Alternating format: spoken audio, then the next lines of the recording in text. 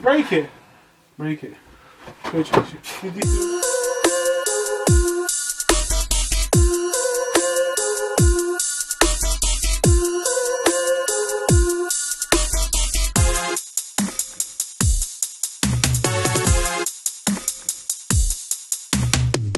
Welcome back, guys, to episode number 49 of the Sweet Science podcast with your boy Fat Mouse. Who else we got in here? Neck Crank Cash with a K. Neck Crank Cankle Cash with a K. And not a C. And not a C. I always Alright, get boom, it. I here don't know we what are. side it is. I think it's Doesn't this. matter about it. It's a mirror image. So you just do it the wrong way. So if it's that way, it's that way. That should be C. Mirror. You a crip, blood. All right, cool. Episode number what? 49. Here we are. Little update for you guys. I'm not going to lie to you, yeah? This is how it's going to go moving forward because I've had a word with my doctor. I've had a word with my dietitian. I've had a word with my nutritionist. And apparently, yeah, apparently I'm fat. So it's problematic because obviously this pod was based on the fact that we eat desserts every week. But that's not going to run no more. So what we're going to do is moving forward, the first episode of each month, yeah, or the first week of the month, we shall do a dessert. So it's going to be dessert of the month. What that does for you lot is it gives me time to research somewhere sensationally stank, yeah? And then to get that out to you and give it an honest review, hoping that we reach high levels, high numbers, yeah? Because recently it's been meaty 6, 5s, 7s. Do you know what I mean? I want to be hitting 10s month in, month out. You think I'm going to wait a whole month so that I can't enjoy a nice dessert? You're crazy, yeah? So that is the new norm, yeah? We're going to be doing, so I mean, it just so happens that the first week of the month is next week. So next week's episode is going to be dessert of the month, yeah? So I can wait a week. That's not an issue. You know what I mean? I was excited for today, but I think it just makes more sense. By the way, I didn't speak to the doctor. I didn't speak to my dietitian. I did have one as a youth because I was extremely fat. But, you know, it's just, it makes more sense in it. Why am I training, sweating, and dying for, you get me? Just dying in the gym, that is, to end up just cancelling it out every week with a fat dessert. You get me? No, it's true. That's my monologue. I think it's a good idea. I think it's a smarter idea. And yeah, man, it gives us time during the month to 100%. to get our bodies prepared to crash. Actually, we're going to crash at the beginning. Yeah. And then we're going to work our way back Exactly. to another crash. So, no, I think the benefits are good. I just got to look after number one, mate, and that's me. Because the sweet science can't get rid of the sweet. It can't be the savoury science. It can't be the neutral science. If we're being honest now, this is open dialogue between us and you guys. We did think about getting rid of the desserts altogether. As a whole, yeah. But again, we are the sweet science. It makes no sense. We are two abnormally large gentlemen. With huge appetites. Exactly. So it And wouldn't feet. make sense. And we like to cater to all the audience because we know there's some 100%. guys and gals who come to watch just for the desserts. Who don't give a doss about the boxing or the MMA. So It's true, it's mad. Some people come in purely just to watch the dessert review and then dip. And some people like fast forward the dessert. They're like, just 2 minutes on that. Why are you doing that?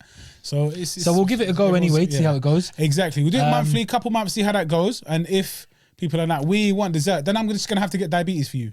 I mean, I'll just do it. It's calm. And Our if problems. we have discussions and our teeth are tingling, then we'll go and get some desserts. Yeah. But from now on, we're thinking once a month. 100%. Yeah. Whilst we're... Go on. Go on, sorry. Whilst we're on the topic of being healthy and fit and maintaining a balanced lifestyle, your body. So my gym, the gym that I attend, as I said before, is Virgin Active. Yeah.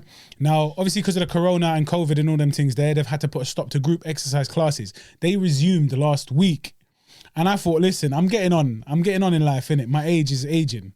Yeah, the maths is mathing. Yeah, so I'm gonna change up what I do. This lockdown period made me so stiff. I couldn't move. I can't do nothing. So I said, that's it. Class, no more. I'm gonna change it up. So I'm gonna go in there every day that I train, and it's probably 5 to 6 times a week. Get wham, lift weights every single day, but the days that I train, yeah, and supplement it with some next things. So they've got this thing called Reformer Pilates. The way I have been singing about this. He hasn't stopped. I haven't stopped. I'm telling him to get involved. Everybody I see, He I tell calls him to me get involved. every day after the Pilates session. I just Bro, did it. You missed out. My cheeks are gone. You coming tomorrow? I'm like, It's crazy. It is crazy. So the instructor herself, yeah, she's a little, I believe she's Vietnamese, yeah. Shout out Namsoon, she's phenomenal, yeah. She's about 5 foot, maybe even 4'11", but it doesn't matter. She's just a master. The reformer Pilates machine, I don't know what it's called, but it's a mad little contraption. We'll put a picture up, yeah. It's crazy. I think the first time I saw it must have been Amir Khan. I don't know if you remember, Amir Khan. He was using it in one of his videos, and he was like, "Yeah, I do Pilates all the time now." And I was like, "Right, really?" That wasn't his accent, was it? But anyway, but it was. I thought this is interesting. Let me give it a go. And I've always wanted to book myself in, but it's far. Now it's a local thing. I have no excuses. I did 3 sessions last week. Monday, Tuesday, because I was hooked, and Thursday. And the way it battered me, my body shut down on Wednesday. Thursday, my body shut down. It was like, listen, you're using muscles you ain't used in a long, long time. My knee injury has switched off my cheeks. Yeah? My glutes are completely... I ain't got no batty. I'm like that. I'm like this. I'm flat. Now, I'm not trying to grow a big booty, but what I am trying to do is get them to wake up because I need them. Yeah, so they're awake now. You get me? And it's just mad, blood. You're gonna have to give it a go. And imagine, I'm usually the only guy there, the only male there. The rest of them are women in their 60s, 50s, 70s even. And the way they can control it, because there's a lot of core work, bare core work. The way they can control their core, compared to me, blood, I'm sweating puddles. I've got these toe socks in it, so it's like a sock, which is like a glove, yeah? And these lot are just doing it easy, bruv. And I'm struggling. It's good, though. But I'm so happy, blood. I was meant to do it today, I'm not going to lie to you. It's good, man. You always find the new ways to shock the body, 100%. Like Arnold says. This is the new me, blood. I'm telling you, by the end of this year, I'm going to be able to do madnesses that I've never been able to do before. Including a lot of... God willing. What's that? Clap cheek and cheap clap. Oh, my cheeks are going to be like... rock solid, wham, clap them, bro. Don't touch them. But yeah, that's that. Like I said, we're not going to do the dessert. Is there anything you'd like to get off your chest? It's been a long week, blood. Not really. Not much to talk about. It's just the end of the season now.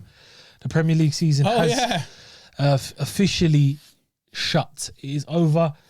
Manchester City won the league. You know, what can I say? Pep did it again. Sergio Aguero finished his Premier League career at Manchester City. Their all-time leading goal scorer, got 2 goals on the last day. But if we talk about my club and we bring it back to the Arsenal, we finished 8th. Raw. It wasn't the best of seasons, obviously. Josh Kroenke was at the stadium, at the Emirates for the last game against Brighton. Yep. And there was some Kroenke out protests, obviously. He's not going anywhere. The news is, and the rumours that are circulating are that something exceptional is going to happen this summer. Oh. We've been hearing that for a couple of years. They're going to buy cash. They're going to buy me. Slot me in the midfield with Thomas Partey. Yes. But let's see. Let's see what happens. There's nothing we can do now. Arteta's the man who's going to stay. He's at the wheel and he will continue to drive the wheel. And Kroenke's going to stay there. So let's see. Nicolas Pepe's hitting form. I think we need a couple of signings. I'd say we need a new backup keeper if we're going to keep Leno. I wouldn't mind replacing Leno. We need a new right back, backup left back, someone to play the pivot. Quarterback. With Thomas Partey, yes, we need a quarterback and a hunchback. And a hunchback from Notre Dame. Because like good for the headers and that, he's always looking down. A couple players. Bam. I'd say we'd go for Lace that. Top bids. I don't know actually. It's too early to tell. Let's see what happens. It depends on the budget we have, etc. But I do want to get Basuma in, and I would like Buendia or Husam Awar. So that's it for now. But yeah, that's the season's done. And we will be back. The Gunners will be back next year, and we will be back with a vengeance. No European football for the first time in 25 years. For Arsenal. No European football. So what, are you like out of Europe? Did you like Brexit or something? We Brexited. Swear down. Yeah, man. We exited. Officially Brexited. Cronkite. And that's it now. Conchitis. But it might be a blessing in disguise, man. Why is that? Just because you play less games, you get to focus on... Because, you know, European League, Champions League is midweek and the Prem's on the weekend. So you can win the big thing. So we can focus on the Prem, innit? You can focus on the Prem. I'm not saying that we are going to win it. Premature. But It gives you more time to prepare during the week. Players aren't tired. You know, small things like that, fatigue, injuries, etc. should be less. So you have no excuse, basically. But you say that now. We're dead. That's our excuse. But let's see. All right, then. This weekend, let's talk about the UFC. Let's talk about the boxing. Let's talk about some hot news. Some, topics to discuss. Hot topics, yeah? Obviously, the first thing we'll talk about then is the UFC. Let's get into that real quick. Who did we have fighting on the So we had Cody Garbrandt and Rob Font. What was this, UFC what? I can't remember what fight night it was. Fight night something. It was a fight night card. 1, 2, 7, 3. Two of the hardest hitting and exciting bantamweights met. Former champion Cody Garbrandt and obviously Rob Font. And I think going into the bout, a lot of it was obviously because Cody's the bigger name, bigger draw, and obviously he was the heavy favorite going in there. Heavy? I don't know about heavy favorite, but he was the favorite. Yeah.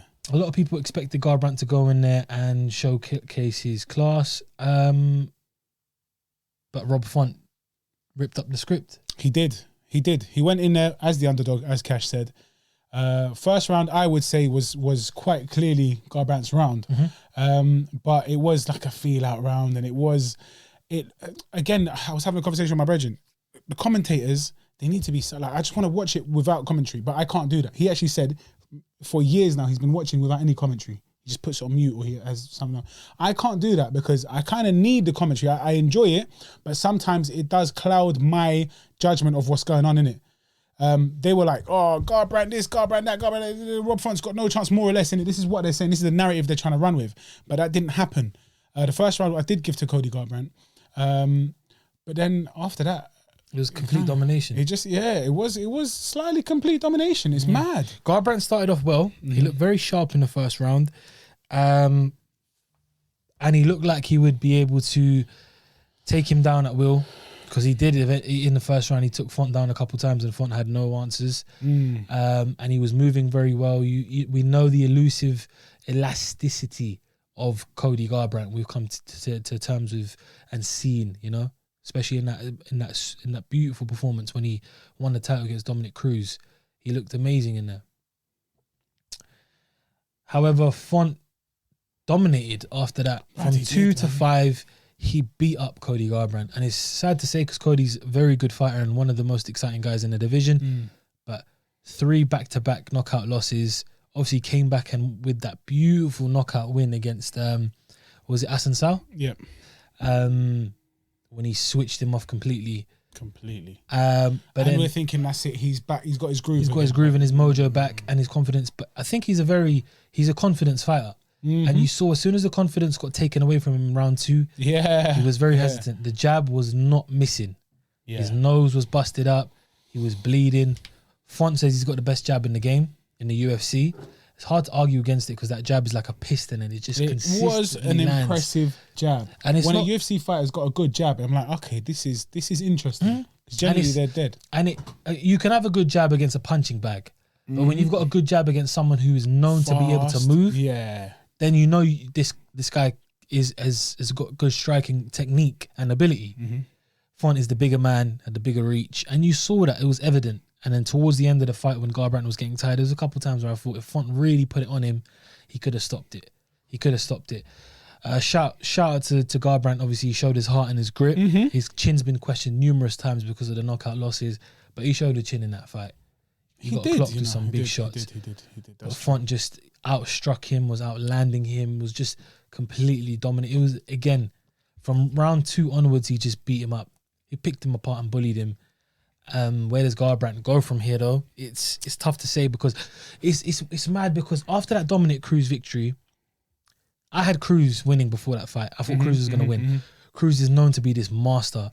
And he went in there and Garbrandt toyed with him. Yeah. Garbrandt played games with him. But I think he's been riding that win for a long time.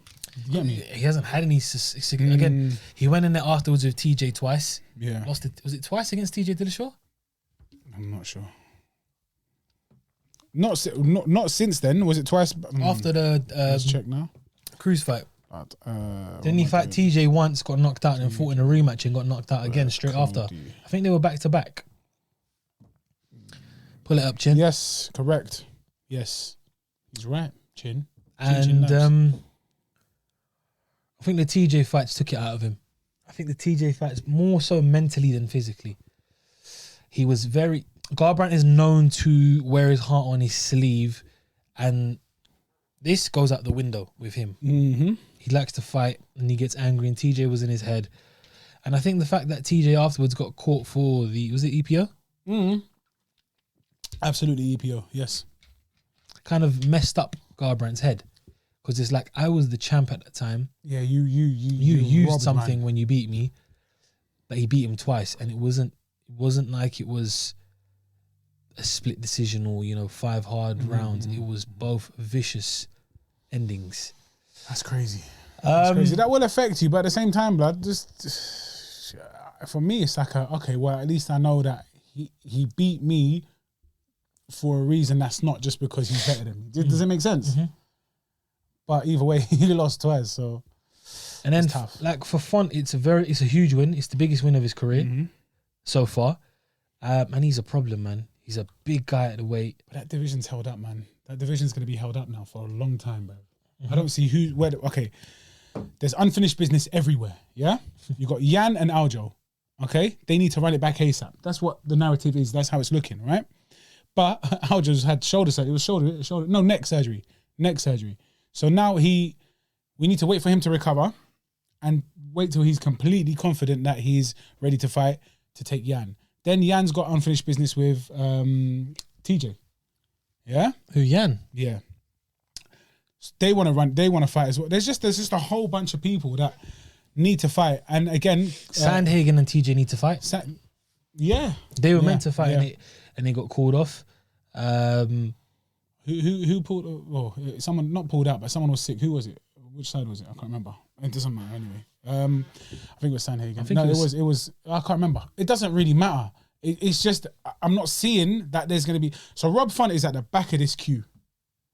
Do you get me? He's at the back of this queue, but it's kind of fair because whilst he's worthy of fighting for a title, there are more people that are worthy of it. And to be honest, Aljo did what he had to do. I don't blame him for it, but he's kind of slowed down the whole thing because if he just got pammed by Petty Yan, then we wouldn't have this problem. Because Yan's ready to go again and again and again, but we've got we've got Aljamain Sterling, who is Font now is third.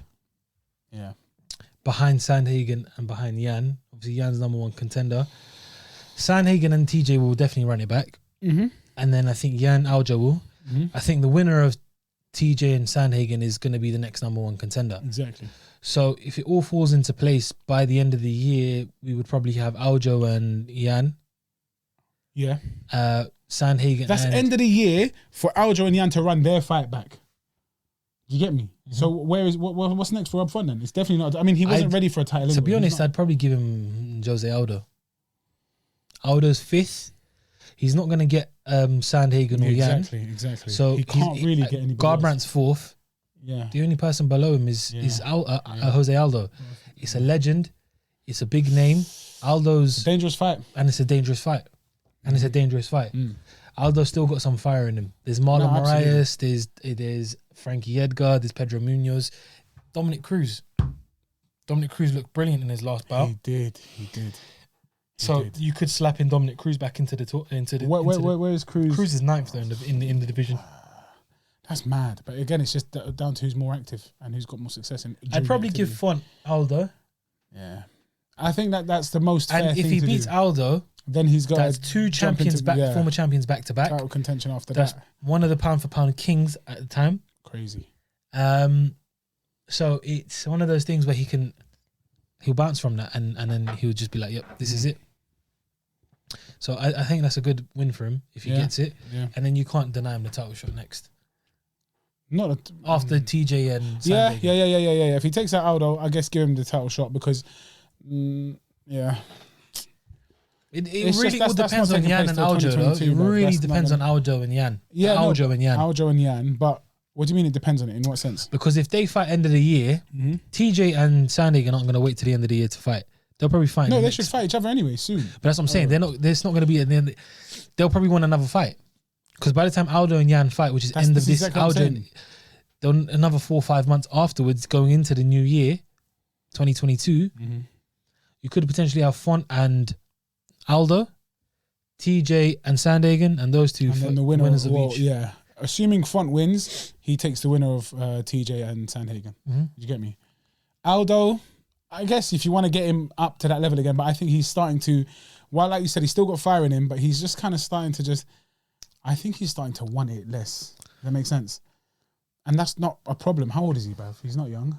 35? Not young at all, yeah. Like, 36? He just needs to Let's find out how old Aldo is. You know, he's just going to start kind of fading for out. Cody Garbrandt, though, you could run the Dominic Cruz rematch. So the improved, again, not improved, but the back to, you know, vintage Dominic Cruz, isn't it? Okay, that's not a bad idea. But yeah, man. I mean, that's 34. He's 34. Is that it? Aldo's been around for years. Yeah, he's been around for a very long time. I'm sure we've had this before because I must have said he's about 39, bruv. But yeah, no, okay, that's not even that old. But yeah, I mean, that's the main thing really to cover on UFC. What happened in the boxing? Boxing, we had Jose Ramirez, previously unbeaten, versus Josh Taylor, again previously unbeaten, 17-0 at the time. What's his name's? Ramirez is 24-0, I believe. Something like that, yeah. 17 knockouts. Exactly. So his knockout ratio or knockout, his number of knockouts was the same as Taylor's wins. Yeah, no knockouts past the 6th round for Ramirez, and just so you lot know, innit, a bit more background on it. They're both unified champions. Yes. So both holding 2 of the 4 major belts in the light welterweight, junior welterweight division, 140 pounds. So this was a unification, but not only unification, this was undisputed for the undisputed championship of the world. All the belts, like every single belt. All of the marbles. Every worthwhile belt. All of the marbles. Yeah. Both undefeated, both former Olympians. It's a super fight. Unfortunately, the UK, for some reason, UK broadcasters... Yeah, they weren't showing it. They didn't cover the fight. They didn't cover the fight. And mad. Josh Taylor was upset about that. He was fuming about that.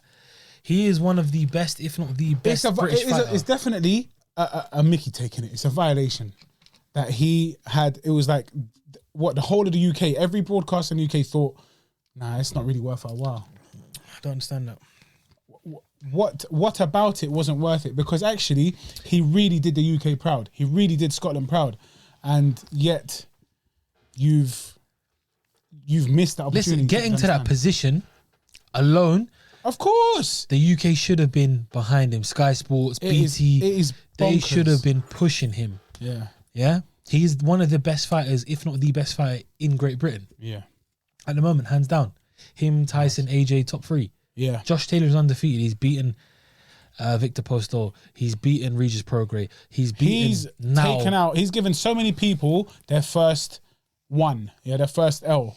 You understand? Isn't his last combined? Have you seen that picture? Like 136-1. Yeah, that's crazy. His last that's something opponents. Yeah, that's their fight record. The win to loss. He beat O'Hara Davies when O'Hara Davies was coming up. Crazy. And then he beat Regis Prograis. Everyone was talking about Regis Prograis being a problem for everybody. He still is, to be honest, but Josh Taylor's a bigger one. And so they went into the bout, and Josh Taylor walked away with the close, unanimous decision. It was definitely close. That was a very fair call. The ESPN commentators at the beginning, they were like, oh, Ramirez this, Ramirez that. He's doing great. Okay, yes, he had a good first round, maybe even second and third. He was doing all right. But they were relatively close. Each round was relatively close. But it's like everything that he does, everything that Ramirez did, they were like, oh, yeah, he's doing what he's got to do. What's going on with this Scottish guy? I didn't really like that. Because the narrative was already set. Do you get me? It was like it was already set. And even with people like come on, man. I rate him, man. I was going to say Andre Ward. I rate him. And he's technically, when he breaks down what's happening, it's like, yes, phenomenal, very well described, or explained.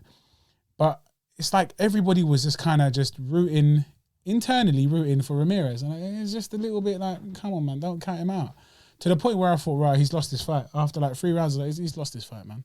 Like in my head, I'm just thinking he's going to get panned. But he did turn it around. Knockdown in the sixth, knockdown in the 7th. Both were legit knockdowns. They weren't really flash, although Ramirez kind of maintained that they weren't flash knockdowns.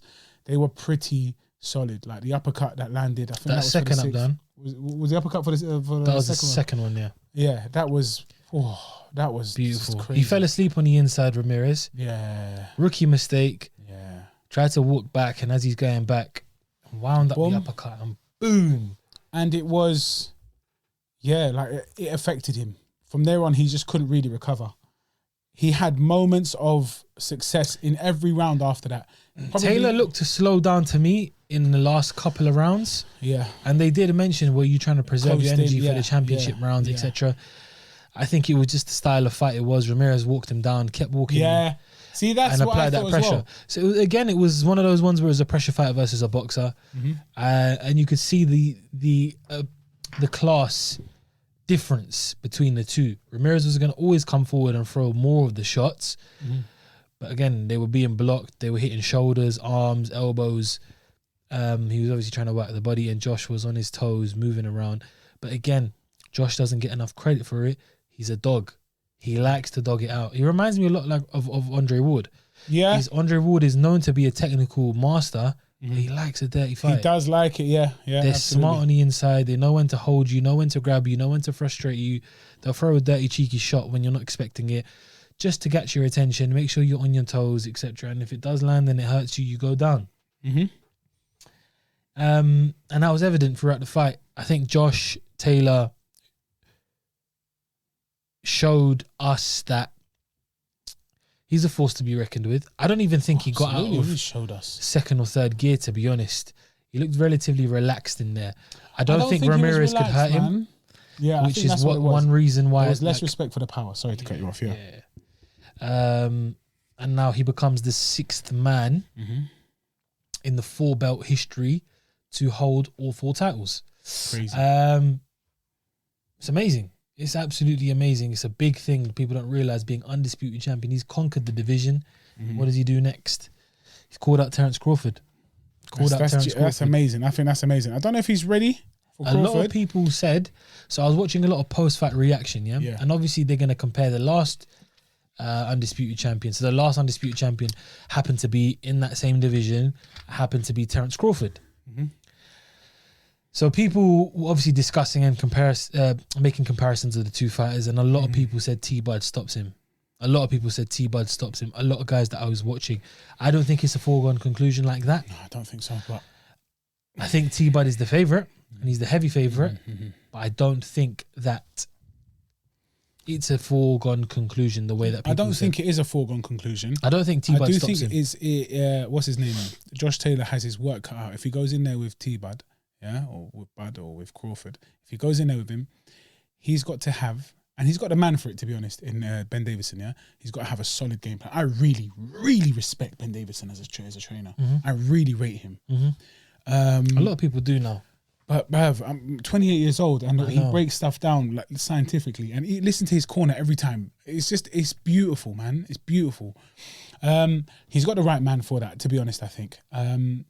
And he's got to, there's just a lot he's going to have to be wary of. I feel sorry for Crawford, though, because he's just getting shunted aside now. Like, that's not a big fight for him in terms of eyes on the sport. It's not really a big, they understand? No, it's not a big name, although it is a big name in the boxing world. Beyond that, it's not like what Errol Spence is getting. Do you get me? Obviously, he's getting Pacquiao soon as well. When is it? June 20, no? I can't remember, but August? It's something like that, isn't it? Yeah, August. But it's not too far away. So yeah, like, man. They've been talking about... It was kind of... Was it out of the blue? For me, it was kind of out of the blue. It was out of the blue. 100% it was out of the blue. 100%. I just think... Everyone was pushing towards the Crawford and Pacquiao fight. I just think Barbaram's... I don't know what he's doing, man. He doesn't rate Crawford, and I don't know why. You're saying he's not marketable... I get that he's a little bit kind of just quiet and he just does his thing, but he does his talking in the ring. Do you understand? His performance in every fight is what does the talking for him and does the sales for him and does the selling for him and does the promoting for him. Like, how can your promoter tell you to go promote yourself? Like, it's weird. I do get what you mean. Make yourself marketable, but not promote yourself. That's your job. Do you get me? It's August 21st. Oh, okay. Manny Pacquiao, Errol Spence Jr. I believe it's a unification fight. I don't know if Manny Pacquiao lost his WBA title because he's been inactive since 2019, since he beat Keith Thurman for the title. I can't remember if they took it off him or not.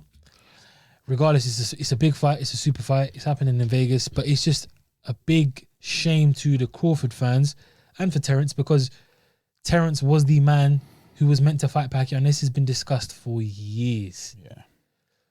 You got to remember when Pacquiao was under Bob Arum and Pacquiao was coming to the tail end of his career, Terence was on the rise. And it was that passing of the torch that was meant to happen.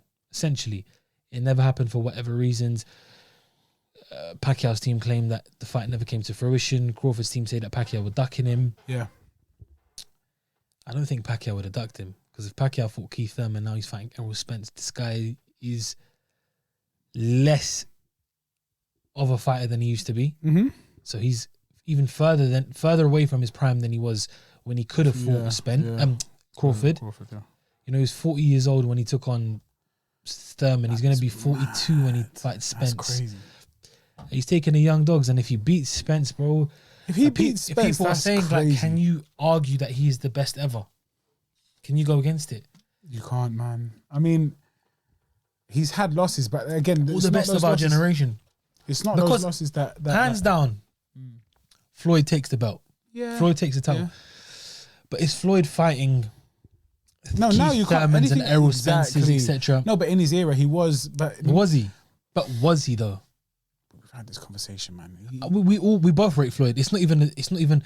Look, Floyd's 44. He's fighting Logan Paul. Manny Pacquiao's 42. He's fighting. Yeah, but it's a money move. It doesn't matter, bro. I'm sorry, but Mayweather's going to be making 50 times what Pacquiao's making. Oh, I'm not saying that it's anything wrong with it. Yeah. I'm just saying though, like, I'm trying to sit on the fence here for people to make it, because again, I will side with Floyd and say what Floyd has done is impossible to do. 50-0, beat the best of the best, fought numerous world champion after world champion after world champion after world champion. But then Manny's going out of there and he's on this. There's always the young guy who goes on the legend killer spree. This is the opposite. Yeah, it's true. So I'll give you an example. That's very true. It's in WWE when Randy Orton was destroying all these legends, yeah? Mick Foley, Ric Flair, Hulk Hogan, Rick Ross, Little Baby, Incredible Hulk, Captain America, Goku, Vegeta. Like, Randy Orton was known to be the legend killer. I think it was in 2009. He was one of the most, around that time. I can't even remember now. Was it Randy Kevin Orton? His name? Yeah, Randy Keith Orton. Keith. I like that. RKO. Yeah, I was thinking. That's what you thought, man. And he was the legend killer. He's going out, taking out every legend on his rise. Yeah. Pacquiao's moving like it's like... He's just like, listen. Final Fantasy, bro. He's come like, back listen, and he's just... You lot think you think you can touch me? The ticket can't defeat me. Nah, man. It's not happening. It's not happening. Let me show you how we do it, how we did it 20 years ago and up until today. Like, you know what I mean? It's crazy. Like, it is a mad one. I have to say. It was a shock. But even if it was Crawford, it's still the same. It's the same logic. It's like, rah. This is a ballsy move, isn't it? It's just because it kind of came out of nowhere. Yeah. But we got to remember that Pacquiao is now working with Al-Haim and he is under the PBC banner. It makes more sense to happen now. But it was just a bit like, I didn't expect it because there had been no news on Manny. I hadn't seen anything about Manny. I didn't even know if he was still training at the moment. Yeah. You know, he's doing this whole Senate thing in the Philippines. Senator Pacquiao. So it was just a bit out of the blue. And it's a big 100%, fight. 100%. It's a huge fight, man, for either of them. Like, it's Spencer's hit the jackpot. Yeah. But he's also in a difficult situation because it's not Pacquiao 5, 6, 7, 8, 10 years ago. But still, Pacquiao's record of recent, it doesn't show that he's 42. The reason I say that is because Spence should win and should win if he wants to be the guy. I believe so. I believe he will. Pacquiao's speed, whilst it's not diminishing, or while it's not diminished, it is diminishing. Do you get me? And that was his trump I was card. surprised in the had, Keith Thurman fight, yeah? The way he took it to Thurman, dropped him in the first round. He slowed down later on. I think early on against Spence is known to be a slow starter anyway. He needs to build up a big lead. I don't see Pacquiao stopping him. I don't see him really rocking him or hurting him. I think he'll sting him with a couple shots. I'm excited for it, actually. But again, it's a big size difference. Southpaw and southpaw. Let's see. Manny wouldn't take the fight for no reason. No, I'm sure he knows doesn't need to take the fight. No, but I think even if he loses, I make a lot of money, and he does. You know what he does with his money? A lot of it's not for him. He just gives it back to the Philippines. So he's probably just doing that. But, talking about super fights, where do we begin? Where do we begin with this one? Obviously, it's old news now. It's been about a week, and we unfortunately, when we dropped the last episode, it hadn't come to light. AJ Fury is off. AJ Fury is off for now. It's postponed. You're looking at this. Did they say? I think they're looking at December. Yeah, end of the year they're looking at. But we had obviously my man come in, Deontay Wilder, Beyonce Wilder, and say, no, you owe me a fight. The arbitration lawyer, whatever he's called, he said nope, he is owed that fight. Now they've had their 2 fights. I think it was a 2-fight contract, right? There wasn't a third fight, but there was. I think each contract was. I don't know how it worked, innit? But what happened is, I think when they signed the rematch, yes, there was a third bout in principle. Yes, which I think.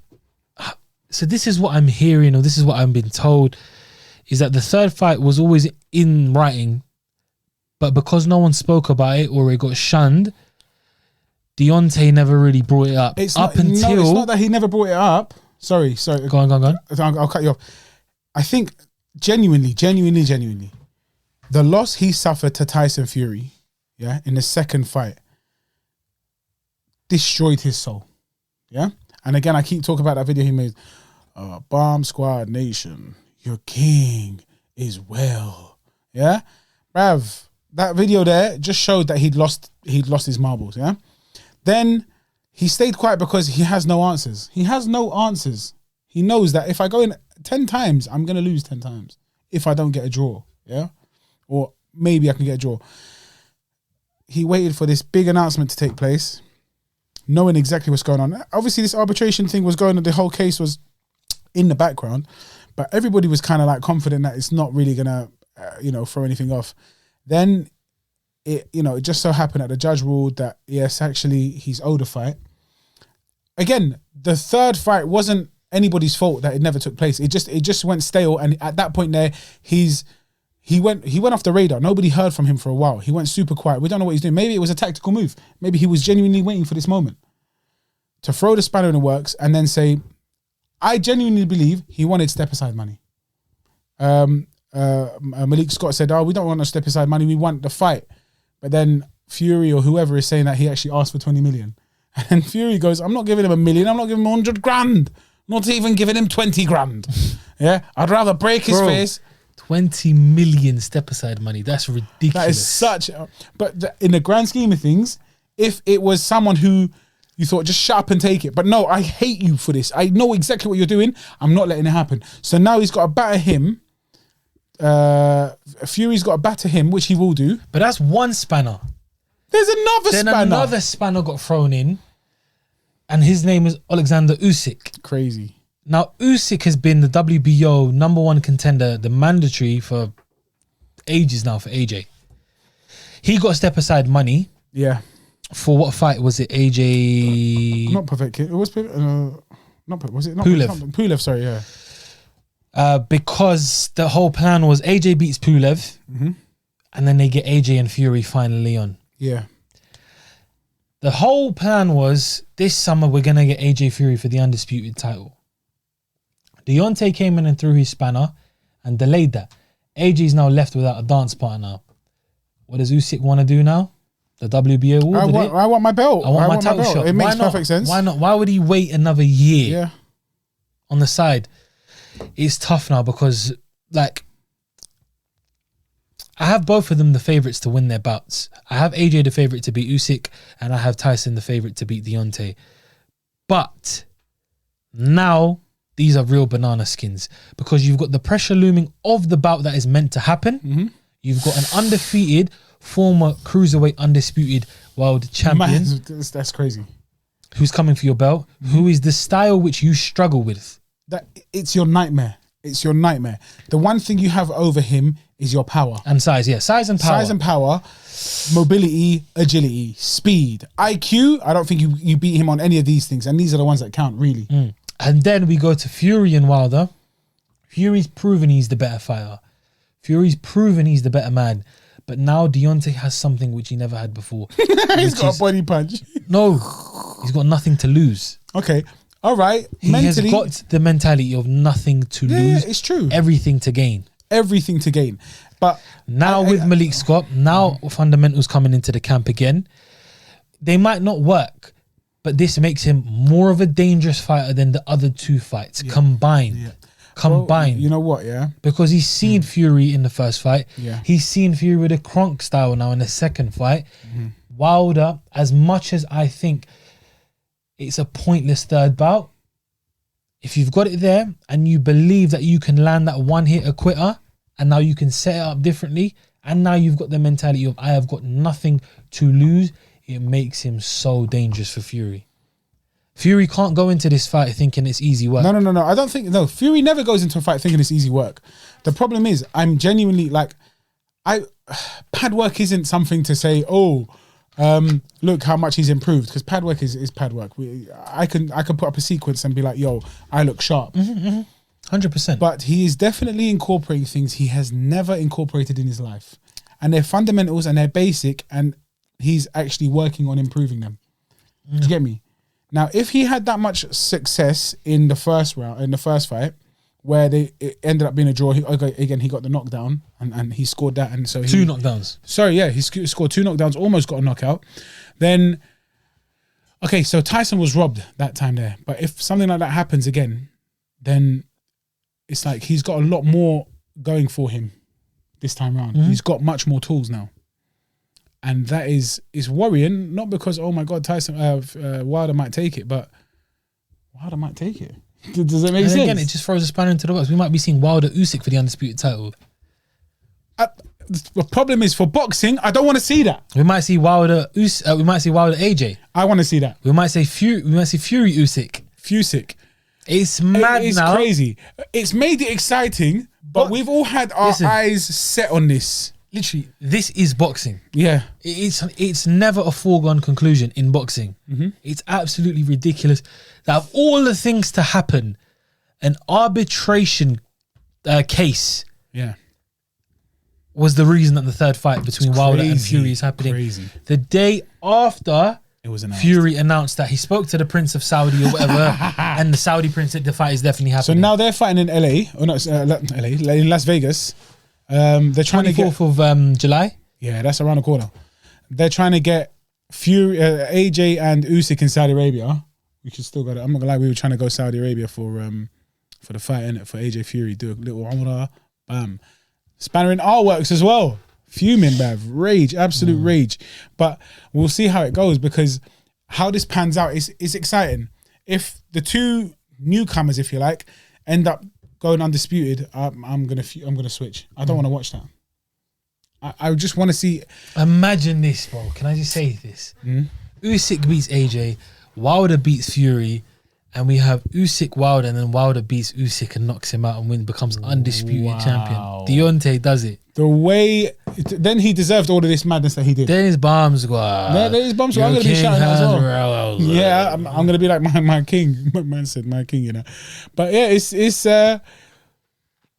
mad. It's a mad spot. Just dispose of them, please, guys. Do it for the UK. Dispose of them. Your fight will probably even be worth more after this. Yeah, 100%. Like they was looking at. If AJ gets Fury on his, if AJ gets Usyk on his record, yeah, and he does it in his style. Imagine he stops Usyk and batters him or whatever he does. Yeah, crazy. And Fury goes in and, like you said, I'm gonna break him one round. Within one round, he's gonna be gone with Wilder, and destroys Wilder in a round. Oh, thank. You've gotten rid of Wilder forever now.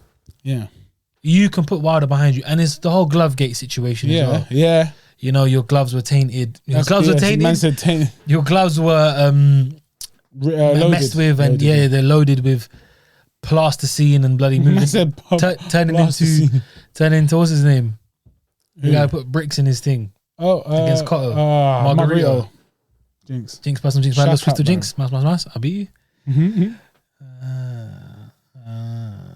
That sounded so creepy, bruv. Yeah. I mean, it's not that never happened, didn't it? A few people. He's got a lot of people believing that was the case, but unfortunately, he's going to get pammed again. But we'll see. He's a little bit more dangerous. I'd say he's got more of a chance now than he's ever had. If these fundamentals are applied. Listen, he could go in there and go gung ho, just take him out and get knocked out. But he could also knock him out. That's what I'm saying. Now it's even more. Yeah, that's what you mean by he's got nothing to lose. I get that now. He can just go there and be like, I don't care, bruv. I'm gonna just go for your head, and if I get it, boom, I win. If I don't, everyone expected me to lose anyway, and I made some change. And I made more money. So, yeah. And do you reckon he's gonna get more than the 20 million he wanted for Step Aside? No. He's never had. I think his highest was what, 5 mil, innit? Maybe touching 10. I think. I don't know, man. But yeah, 20 million is a lot of money for Step Aside. Yeah, that's crazy, bruv. Anyway, it's interesting. It's a very, very interesting environment that we're in now. Summer's coming and things are really heating up. Things are really heating up. And then we're not far away now from the return of the Money Man, Floyd Money Mayweather, and the Maverick Logan Paul, man. Yeah, it's just 50-1. It could be done. I'm not saying that Logan Paul is so amazing that he's impossible. Blood, there's a massive weight discrepancy, bro. There's a massive difference. Listen, he looks sharp in his videos, you know. If you talk about the rope-a-dope one, I'm sorry, that's BS, bruv. Did you see that one? Yeah. Do you think that's BS, bruv? No, he's rope-a-doping, but he's doing it crap. Firstly, secondly, the guy, the legend that introduced this or invented it or whatever you want to say, he did it naturally. You're now just copying his style, which is I can't explain it, man. I can't explain it. It doesn't work for you. You're too stiff for the rope-a-dope anyway. Plus, whoever the guy's punching, he's throwing with intent. But I think he's just about throwing off. So you're just doing that, and he's throwing the punch. Does it make sense? I can make it look convincing. I wasn't convinced, bro. But you can make that look convincing, like he's really fast. The guy wasn't actually going for your head. I don't. Let's see what happens, though. Yeah, of course, it is. It's gonna be fun. Mayweather, if he takes the win, all right, well done. Again, he's doing it for the peace, so I don't care. Like, I have no issues with him doing that. Too. I just think that if it's not fixed, again, it's an exhibition, isn't it? Logan Paul lands something big, which is not impossible. It's not easy at all. It's not impossible. Could really, really just change the outcome of that fight. But that's why people are tuning in, because and then we've got Logan Paul versus Manny Pacquiao. Wow. I said versus AJ Fury. Versus Manny Pacquiao. And then Manny Pacquiao takes on the winner of Wilder Fury. I think he should just fight Bob Arum. Just fight him. Yes. But blood, yeah, I mean, the whole boxing thing is looking a bit mad right now. I have no interest in the Mayweather thing, but I'm going to watch it, obviously. This weekend, who else have we got? We got Shane Mosley Jr. He's coming back, son of a legend. The Sugar Man. He is the Sugar Man. He is the man that is actually...